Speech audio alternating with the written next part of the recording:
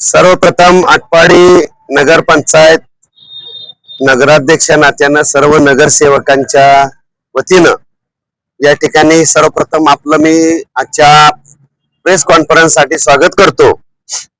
आणि गेले आठवडा झालं आटपाडी नगरपंचायतच्या माध्यमातून जे दुराळा वाढायला लागलेला आहे, काही जणांची जी तडफड सुरू आहे, 3च महिने झाले कारभार आम्ही हाती घेऊन, आणि जणू काही तो 30 वर्ष झालाय की काय, आणि मग आदळापट चालू केल्या असा काही जणांचा कांगावा सुरू आहे।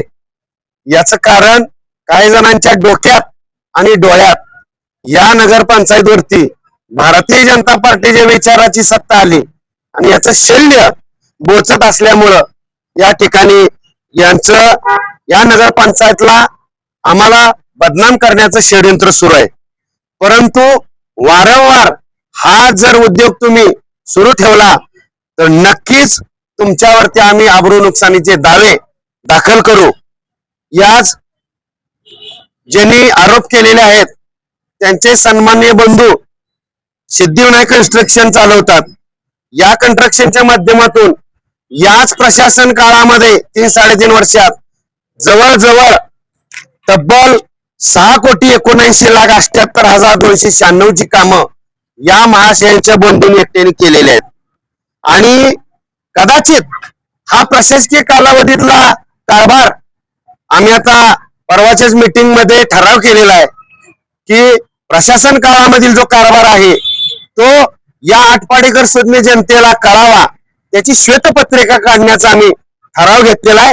आणि कदाचित याची कुणकुण लागल्यामुळं आणि एवढ्या मोठ्या निधीची कामं सन्माननीय आमदार गोपीचंद पडळकर साहेबांच्या निधीतून या महाशयांनी कामं केली आणि त्यातनच खरा त्यांचा राजकीय उदय झाला, त्यांची राजकीय ओळख झाली। पण पडळकर साहेबांच्या निधीतलीच कामं करून सुद्धा जिथं जिथं रस्ते असतील, गटार असतील, जी काही कामं केली तिथं साधं आमदार साहेबांच्या नावाचा बोर्ड लावण्याची सुद्धा त्यांनी तसदी घेतली नाही। मग यात त्यांना कशी लाज वाटली? कामं करून घ्यायला, निधी आणायला लाज वाटली नाही का? आणि किमान खाल्ल्याला मिटाल तर त्यांनी जागायला हवंय। आणि आमच्यावर आरोप करतायत म्हणे अनिल पाटील तुम्हाला झेपणार नाही। त्यांना माझं सांगणं आहे, हा युटी जाधव एकाच तालमीत एकाच वस्तादाचा पट्टा आहे। तुमच्यासारखं 1-2 वर्षाला तालमी बदलणारा, पट्टा बदलणारा हा कार्यकर्ता नाही। पूर्वी युटी जाधव शिक्षक होते म्हणून काय आचारसंहिता होत्या, आता युटी जाधवांनी 1 लाख रुपयाची नोकरीवरती समर्पण करून या शिक्षक सेवेतनं जनसेवेकडे मी आलेलो आहे। आणि जर तुम्ही धमकावण्याची भाषा करत असाल तर याच गावच्या बोरी, ज्या गावच्या बोरी त्याच गावच्या बाबळे आहेत, हेही तुम्ही लक्षात ठेवा।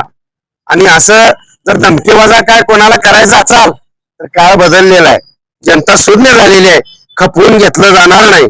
आणि यांना अजून एक पोटसूळ कदाचित माझे सर्व नगरसेवक आता इथं गटनेते ऋषीबाई आहेत, महेश देशमुख आहेत, आबासाहेब आहेत, शशीभाऊ आहेत, सगळे कार्यकर्ते आहेत। तर आम्ही सगळ्यांनी कामाची गती जोरात ठेवल्या।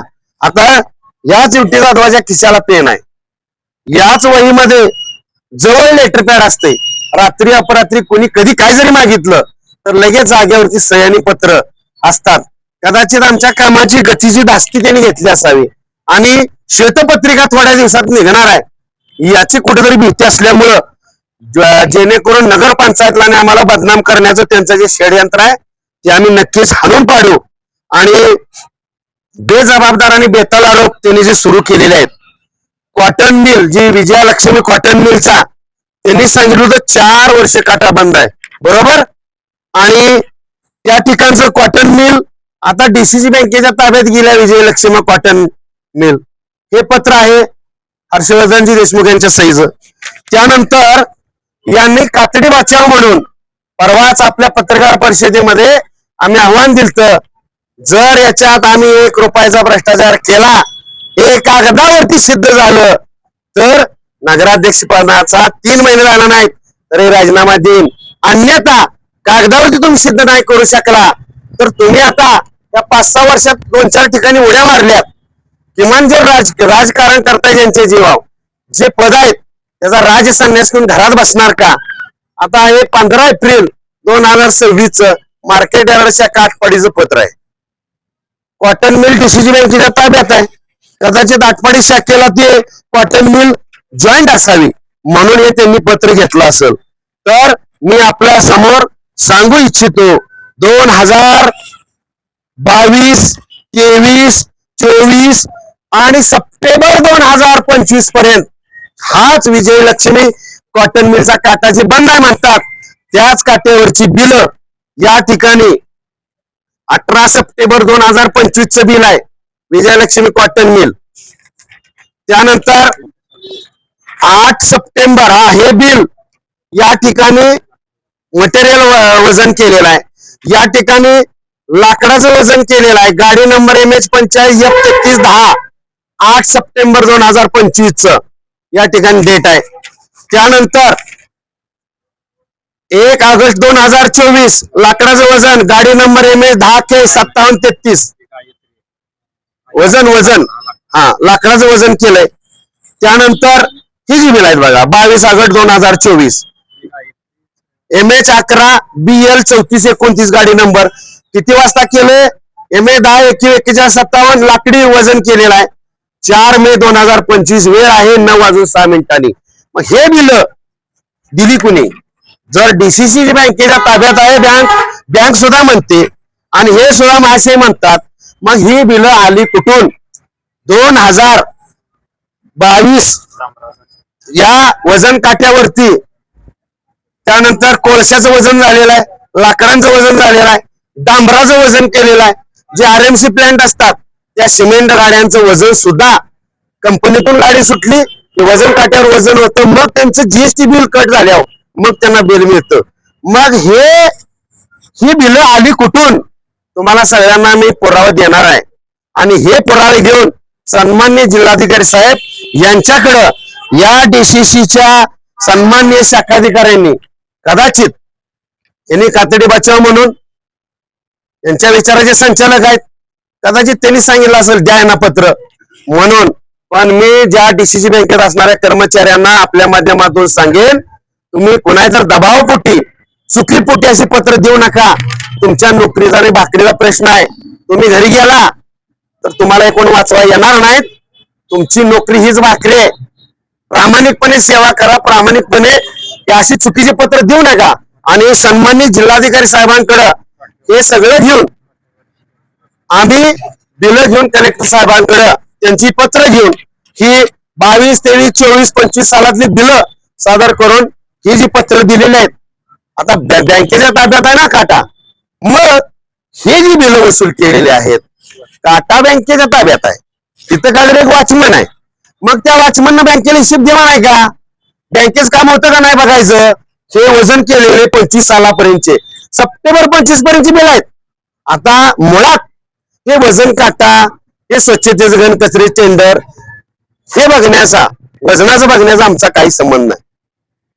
तर जे घन कचरा व्यवस्थापन ऑनलाईन पद्धतीने ज्याला टेंडर मिळत असते त्यांनी थोडक्यात आपण हुदड काम दिल्यानंतर मग त्यांनी वाहनांनी मशिनी करून घ्यायचं का 5 कर्मचारी 10 कर्मचारी 20 कर्मचारी आउटपुट बेसिस वरती हे टेंडर असते. म्हणजे त्या टेंडर मिळालेल्या मालकानं किती लोकांकडून काम करून घ्यायचं हा त्यांचा प्रश्न आहे. म्हणजे उदाहरणार्थ 100 रुपये मध्ये या शिवाजी महाराजांच्या पुतळ्यापासून सिद्धनाथ थिएटरच्या चौकापर्यंत बिल 100 रुपये असेल तर टेंडर ज्याला मिळालंय त्या 100 रुपये मध्ये तो मशिनीनं कचरा गोळा करणार 5 लोकांकडून करणार की 10 लोकांकडून करणार हा प्रश्न त्यांचा आहे. आणि ज्यांना कोणाला वाटतंय नगरपंचायतनं काटा बघायचा नव्हता का नगराध्यक्षानं सही कशी केली. अरे ते विलगीकरणाचा जो विषय होता डिसेंबर 2025 पर्यंत आता सप्टेंबर 25 पर्यंतची बिल आहेत. ऑक्टोबर आचारसंहिता लागू झाली. नोव्हेंबर डिसेंबर इलेक्शन मध्ये गेलं. जानेवारीत पहिल्या 18 मीटिंग झाली आणि जे कर्मचारी टेंडरवाल्यानं त्यांनी जे कर्मचारी लावले होते त्यांचे पगार थकले होते 2-2, 3-3 महिन्याचे. आणि मानवतेच्या दृष्टिकोनातून लेखापाल, ऑडिटर, त्याचबरोबर क्लार्क, सीओ हे यांच्या सह्यानंतर मग शेवटी बिल आमच्या नगराध्यक्षाच्याकडे सहीला येतं. मग माझी सही. जर 2-2, 3-3 महिने जर त्या लोकांचे कर्मचाऱ्यांचे पगार थकले असतील, ते पगार निघावेत या शुद्ध हेतून सही करणं त्यात गैर काय? कामगार किती लावायचे हा प्रश्न तुम्हाला सांगितलंय, टेंडर वाढायचा आहे. तर या ठिकाणी मग जे आदरापट चालू आहे ना, आणि काय म्हणे की तुम्हाला हा अनिल पाटील झेपणार नाही. त्यांना मी सांगू इच्छितो, 14 नोव्हेंबर 2025 पर्यंत हा युटी जाधव एक प्राथमिक शिक्षक होता. शासनाच्या नियम, अटी, चाकोरी, आचारसंहिता पालन केलेला शिक्षक होता. 14 नोव्हेंबर 25 ला राजीनामा दिल्यानंतर हा युटी जाधव, तुम्ही जसं मोकळ्या अंगाने हिंडू फिरू शकताय, तसा या युटी जाधवानं या महाराष्ट्रामध्ये एक आमच्या पाठीमागे असणारी प्रचंड शक्ती आदरणीय पडळकर साहेब आहेत, आदरणीय बापू साहेब आहेत, ब्रह्माशेठ आहेत, या शक्ती स्थळांच्या मार्गदर्शनाखाली काम करणारा हा युटी जाधव आहे. तुम्ही जसं किस्ताक बांधले तसा हा युटी जाधव किस्ताक बांधूनच आहे. तुम्ही जर भानगडीत पडाल, कोणाला दमबाजी द्यायच्या, त्याला हा कचरणारा आणि घाबरणारा 1 लाख रुपयाची नोकरी समर्पण देऊन तुमचा दम जो काय असेल तुम्हाला वाटतोय, त्याला एक गुंजभरी आम्ही घाबरणार नाही. कारण या आटपाडीकरांच्या सेवेसाठी आम्ही इथं उतरलेलो आहे.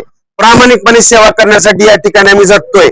आणि मग आमची गती बघून कदाचित यांना धाड भरली असेल, आणि येणाऱ्या काही दिवसात निधीचा प्रश्न सुद्धा, आता मार्च एंड संपलेला आहे, नवीन निधी सुद्धा आणण्यासाठी आमचे प्रयत्न चालू आहेत.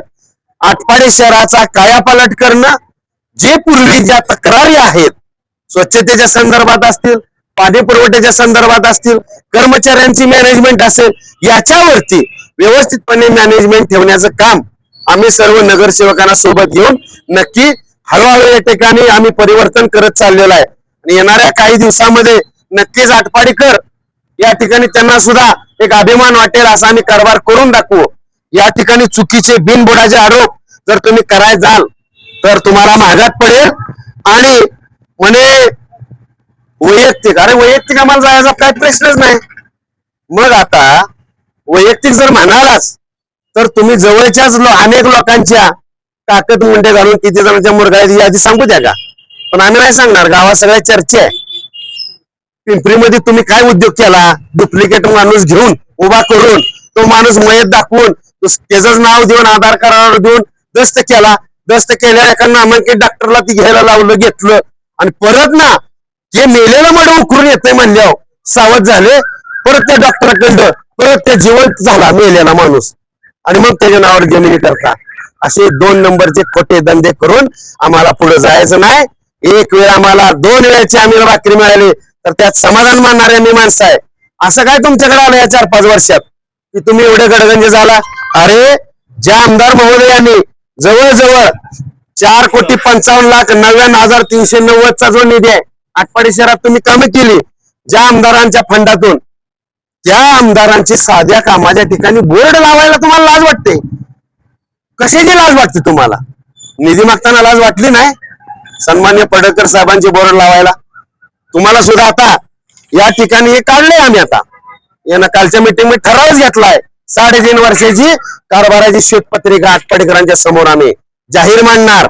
आणि 18 जानेवारी पासून आमचा लेखाजोखा सुरू होईल. 5 वर्षात आम्हाला जनता बघेल ना की कसं करतेत, काय करतेत, आणि मग जनता जनार्दन ठरवेल पुढं आमचं काय करायचं. त्यामुळं असे जे काही लफंगे आहेत, जे काय घोटाळे, स्वतः घोटाळा करायचा आणि मोठमोठ्यानं जे काय कांगावा करायचा, पारदर्शीपणा असल्याचा, असला फुकटचा आव कोणी आणू नये.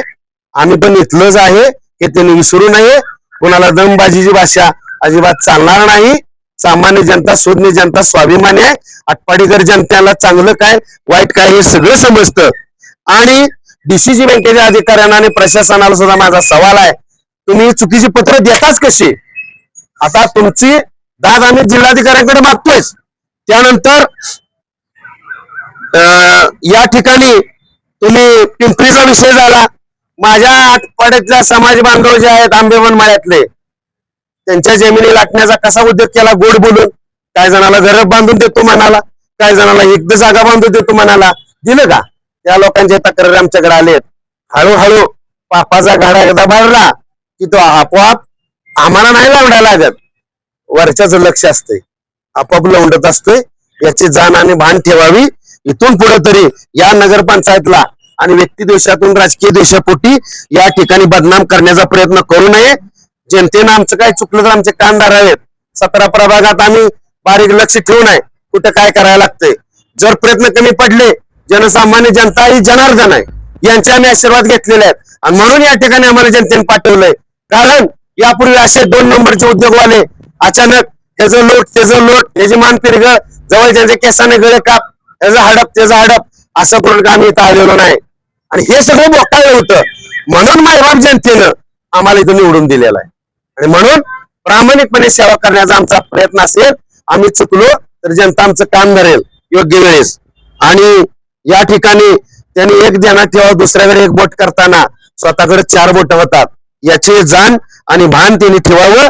उगाच अतृप्त आत्मे हे जे आहेत शहरामध्ये, तर त्यांनाही माझं आव्हान आहे, जरा तुम्ही थंड बसून बघा वर्षभर 2 वर्ष कसं चाललंय काय चाललंय. मग तुमची आदळापड झाली तर आम्ही ती समजून घेऊ. तर या शहराचा विकास आणि उंची वाढवण्यासाठी आम्ही सर्व नगरसेवक प्रचंड मेहनत घेत आहोत. तर तुमची जी टिवटिव आहे ती आता थांबवा. विकास कामासाठी आम्ही पहिल्याच मीटिंग मध्ये सांगितलंय, काय कसलं घेऊन या की लगे आम्ही सह्या देतो, ठराव देतो का? उगाच आपलं विरोधासाठी विरोध असलं चालणार नाही. विरोधासाठी जे विरोध करतील त्यांना आम्ही विरोधच करू, आणि जे विकासासाठी सोबत येतील मग तिथं पक्ष पार्टी कोण गट तट अजिबात आम्ही बघणार नाही. त्यांनाही आम्ही चांगल्या पद्धतीने सहकार्य करू. गावाच्या विकासासाठी सर्वसामान्य जनता नगरसेवकांना सोबत घेऊन या ठिकाणी काम करण्याचा आमचा प्रामाणिक प्रयत्न आहे. आणि मलाही जाणीव आहे, खात्री आहे, जितना बडा संघर्ष उतनी बडी जीत. संघर्ष कितीही मोठा येऊ द्या, सोसण्याची आमची तयारी आहे, मानसिकता आहे. अरे आमचे नेतेच संघर्षातून पुढे चाललेले आहेत. संघर्ष आमच्यासाठी नवा नाही, त्याच तालमीत आम्ही तयार झालेले कार्यकर्ते आहे. बापूसाहेबांचे मार्गदर्शन आहे. या दोन्ही नेत्यांच्या मार्गदर्शनाखाली, ब्रह्माशेठ असतील, या सगळ्यांच्या मार्गदर्शनाखाली आम्ही या नगरपंचायतला नक्कीच आम्हाला निवडून दिले, त्याची उतराई प्रामाणिकपणे करण्याचा प्रयत्न होईल. पुन्हा एकदा जे कोणी विरोधासाठी विरोध कोणी करू नये, सहकार्याची भूमिका घ्या, आमचे तुम्हाला सहकार्य राहील. तर या ठिकाणी या निमित्ताने मी एवढंच बोलेन आणि यानंतर आमचे गटनेते ऋषीबाया या ठिकाणी 2 मिनिटं बोलतील.